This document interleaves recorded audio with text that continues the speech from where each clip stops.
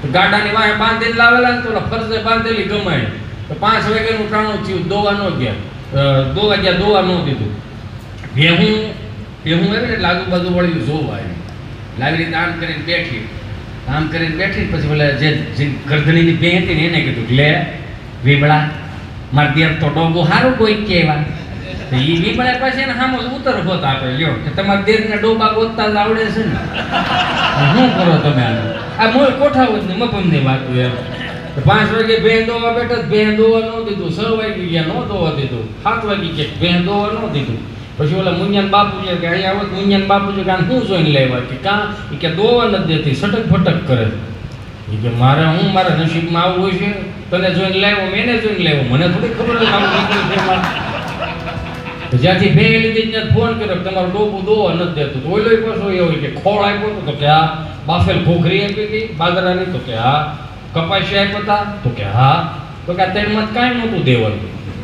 તો કે દેવાનું શું હતું? તો કે ગોળ. કેમ કે ગળનું એનું વ્યસન છે, જેવો ગળનો સ્વાદ જીભે અટશે સીધા ઉપરાહો વાળશે શાંતિથી દોવા દે. તો 5 કિલો ડબો ભીલું લાવીને ખાંડીને તગારા નાખ્યું, બે ખાવા રહો ગયું, ભેં દોવાઈ ગઈ, બોગરું ભરી દીધું. મુંજાન બાપુજીને ઓરણા મેળી લેવા, હા કેવું સરસ બોગરું ભરી દીધું. 10 શેર દૂધ કરે આખો દિવસનું, 10 લીટર દૂધ કરે ને એમાં 2 લીટર ઘેરે રાખે ને 8 લીટર ડેરીમાં આવે. 30 ગયા ને એટલે ડેરીમાંથી, દૂધની ડેરીમાંથી પગાર થયો, પૈસા આવ્યા. અને ખબર નહીં કેમ આદિ અનાદિ જે આવ્યું ને બાયુનાથમાં પૈસા આવે ને એટલે પેન્યું આંબા જ ન દે, ઘણા ફેર મળે હાલવા. મુંજાન બાપુજી અહીંયા આવો કે હું તો કે આવ્યો તો કે શું છે કે ડેરીમાં પગાર આવ્યો 17,000 રૂપિયા. તો મુંજાન બાપુજી જમણા ખિસ્સામાં ચીઠી કાઢી કે આલ્યા તો કે આ શું છે? તો કે 19,000 ગળનું બિલ છે. પાછા બે ભાઈ થાય કે તમને કઈ ખબર નથી પડતી ને આવા છો ને તેવા છો ને છેતરાઈ જાવ છો ને. પછી બાપુજી બોલ્યા શું ડખો આદરો છે કે 50,000ની ભેં લેવા, 17નું દૂધ વેચ્યું, 19નો ગળો ખાઈ ગયો.